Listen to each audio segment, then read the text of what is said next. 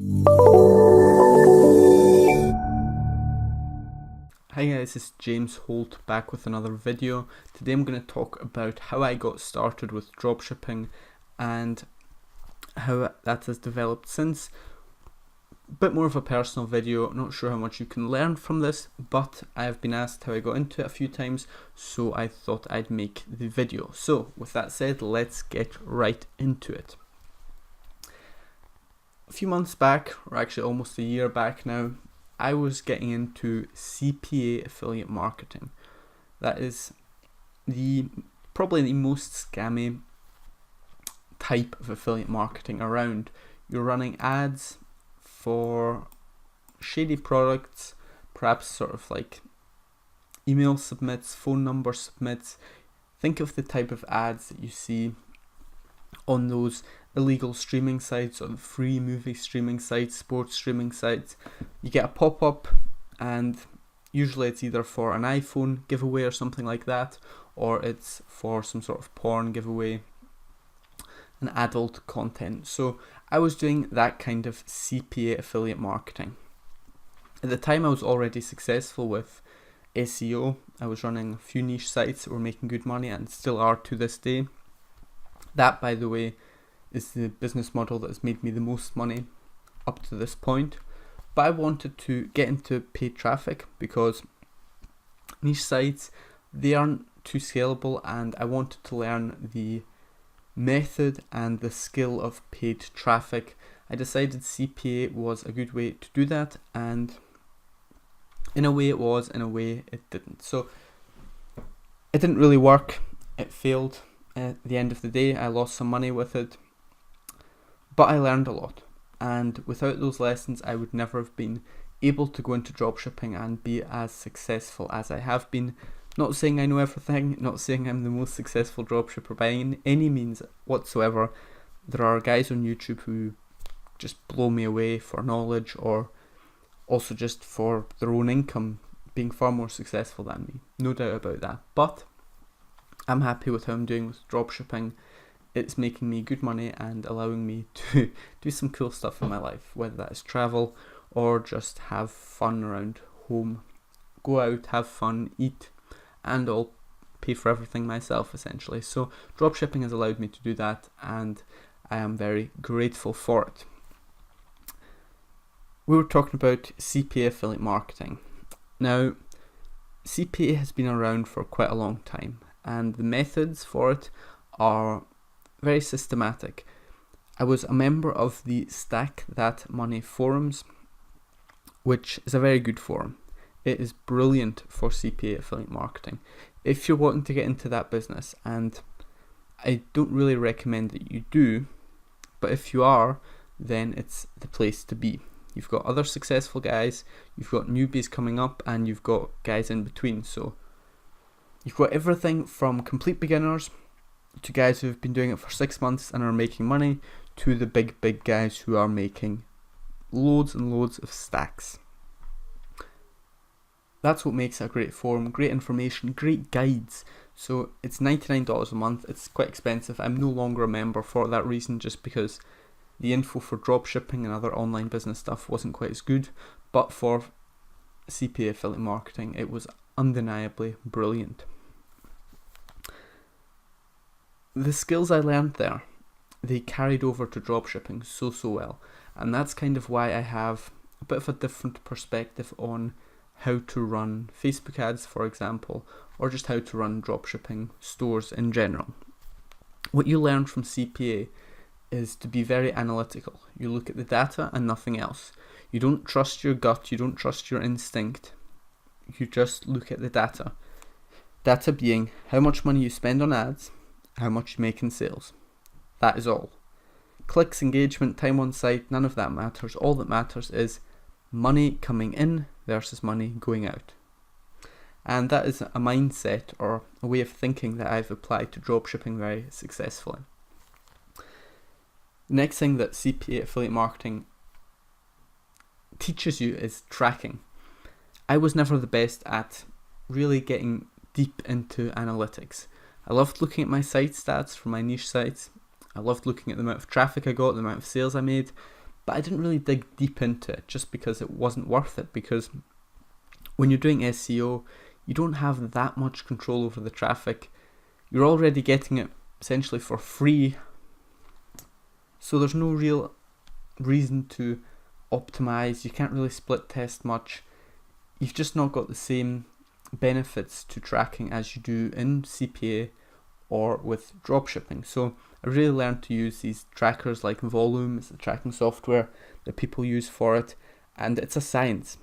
I learned about what is random, so you have to differentiate between, is this campaign doing better because the sample size is tiny and one campaign made one sale, the other made two. That is not enough data to tell anything, and statistical significance is something that you have to sort of get not a real like mathematical understanding. You don't need to be able to calculate it yourself or anything, but you do need to have a fundamental understanding of what it means and how it applies to dropshipping or to CPA. That is possibly one of the most effective, most useful skills I've learned from CPA, as well as just the mindset behind you spend money to learn. With paid traffic, you have to spend money on ads, and you gain data from it, you learn from that data, you apply it in the future, and you become better over time. You can take courses till you're blue in the face, till your electricity bill is maxed out and you fall asleep at your desk, but you won't learn anything really until you spend money. Of course, you learn the basics, you learn how to do things, but the only thing that matters at the end of the day is whether you're making sales and whether you're profitable. In order to know whether you're profitable, you have to spend money, and then you have to optimize. So, further lesson, and I'm just ranting off the top of my head, and all these things I learned from CPA, and if you've been watching the videos on this channel for a while, the topics will seem familiar because they all lead into dropshipping very, very well. Another thing I learned was not to over optimize. What this means is you've got tons of data, and Facebook ads, they give you so much data. Volume does the same if you're a CPA affiliate marketer.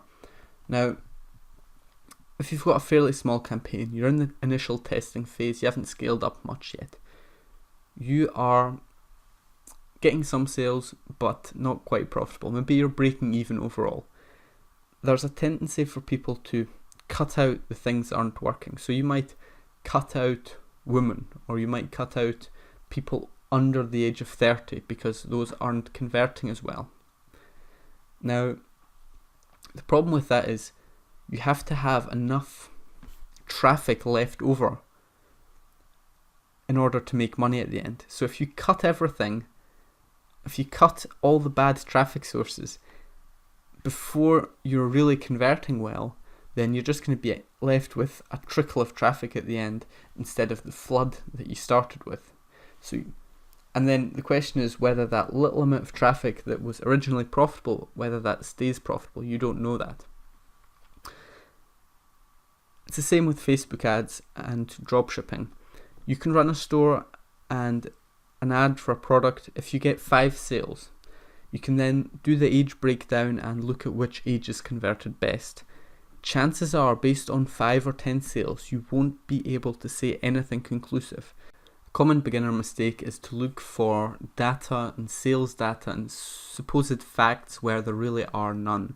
So when you're just getting started with a new campaign, obviously your first sale is going to be in one demographic, but that doesn't mean anything. That's just chance. If after 1,000 sales you see that one demographic is doing better than another, then that means something. That is real data.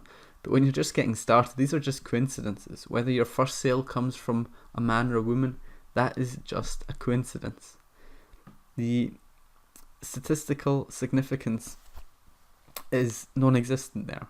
You have to let it run and gather enough data to really be able to make decisions based on facts and not just coincidences. So that's something that CPA absolutely teaches you. You don't cut too much too early on in the process. The other thing is, before you try to optimize the placements, the type of traffic you're sending, you have to make sure that you're website, your sales page is as good as possible. Because again, if you cut traffic first and then optimize sales pages, you're going to lower the amount of traffic you get in total.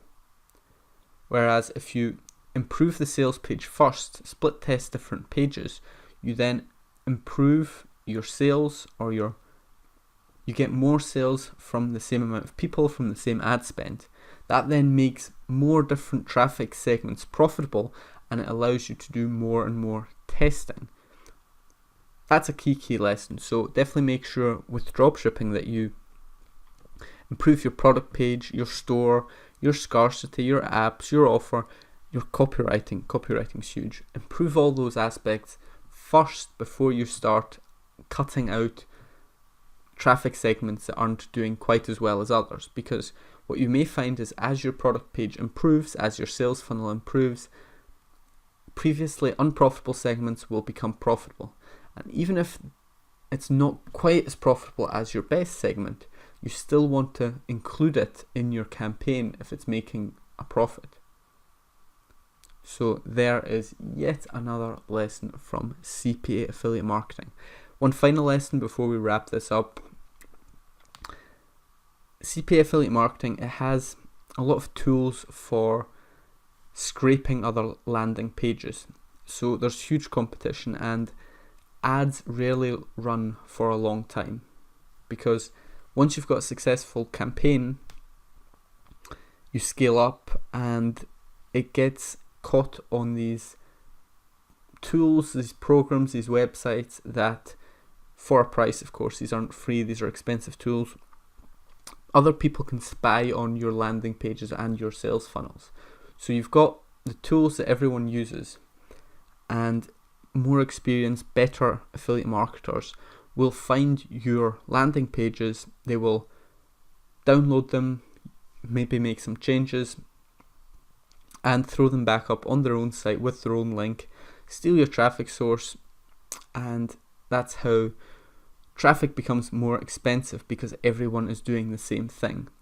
So that is how affiliate offers die down quite quickly, because everyone has access to the same offers, more or less. There are some more exclusive affiliate networks, some less exclusive ones, but essentially there are very low barriers to entry to any single offer, and there's no limit to the amount of offers one person or one company can run. So it's a very cutthroat business. That's just how paid traffic works, especially with CPA. The reasons I wanted to move to dropshipping were to build sort of a brand, use what I learned in copywriting, use what I learned from niche sites, and really apply all my skills, throw them together, and dropshipping is great for that, because you can use both your paid traffic knowledge and also your copywriting skills. For CPA, you barely need copywriting, at least for what I was doing. I was doing these mobile pop-ups or desktop pop-ups for iPhone giveaways. That's mainly what I was doing. And to give you away my most successful campaign, my most successful one was an iPhone 6 or 7 at the time giveaway in Brazil. So I don't speak Portuguese. I learned a few words related to winning iPhones, but you can tell copywriting is not going to help you that much in that niche. What you use fancy animations, GIFs, the spinning wheel that we all know from dropshipping, the email collection spinning wheel. That's an affiliate marketing, a CPA affiliate marketer's classic landing page. You have the spinning wheel and it lands on the iPhone that you win. All you have to do is enter your email address and you get a chance to win the iPhone. So that's the kind of thing I was running. Obviously, I didn't think it made the best use of my knowledge and experience with copywriting, which I hoped would be more useful in dropshipping, and that has definitely been the case.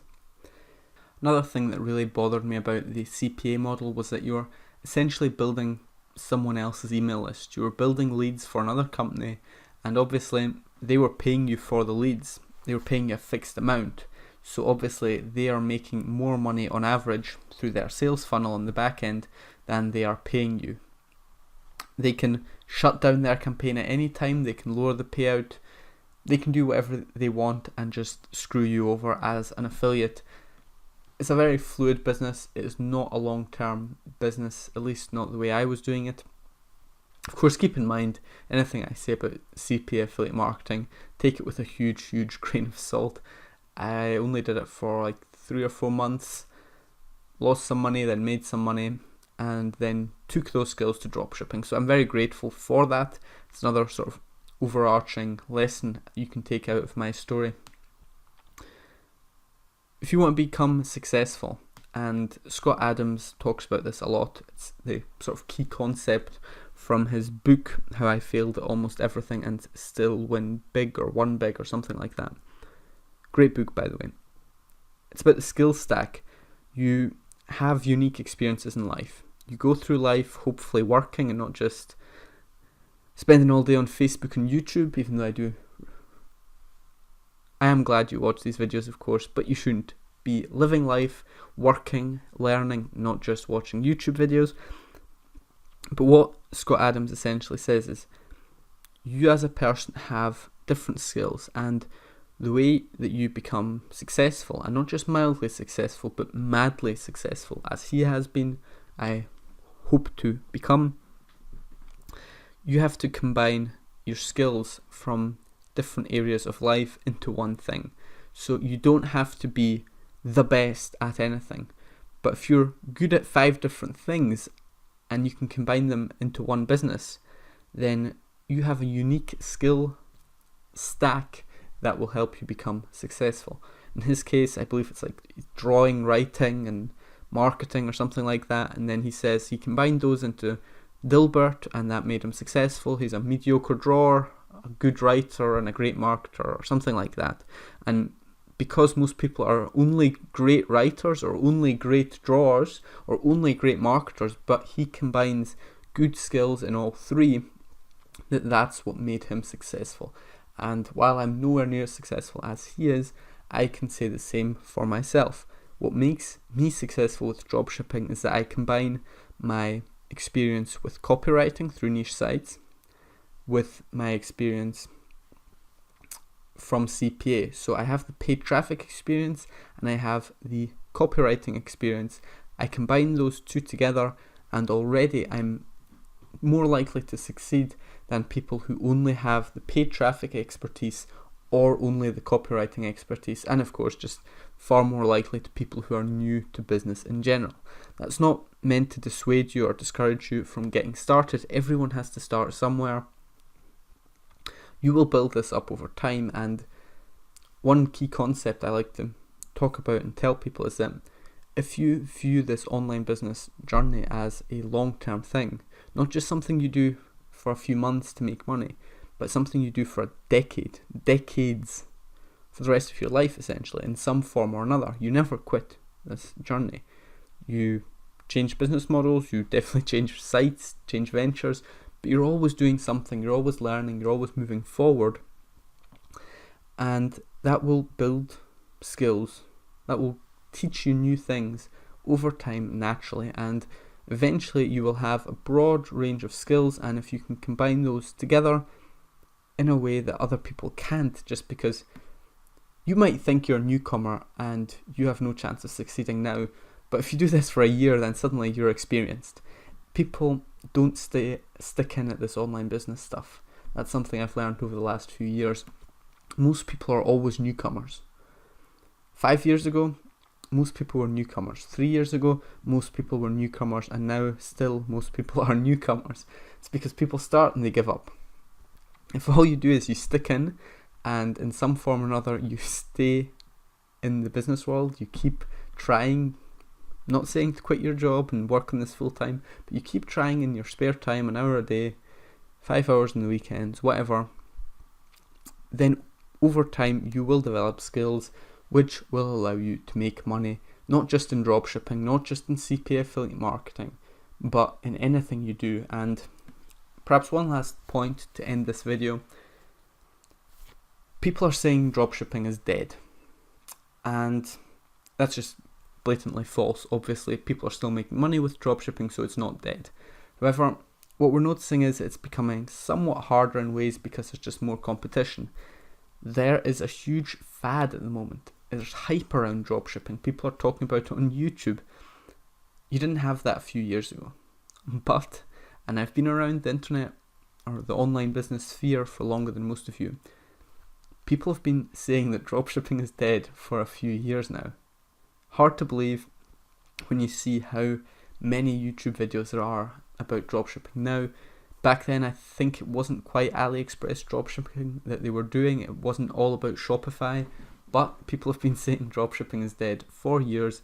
People have been saying CPA affiliate marketing is dead for even longer, and yet the party, at least for some, is still going strong. So definitely keep that in mind when you hear these proclamations saying XYZ business model is dead. Even if dropshipping died though, if you build up that skill stack from working every single day, grinding away, learning new things and keeping an open mind, then whether dropshipping stops working in the future, it wouldn't even bother you, because you could just move on to whatever other little hustle is popular at the time.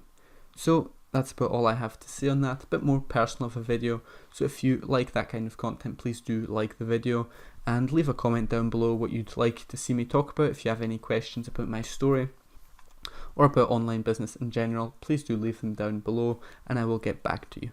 Subscribe to the channel for more daily uploads and hit that notification bell so that you don't miss anything. Thank you for watching, and until next time.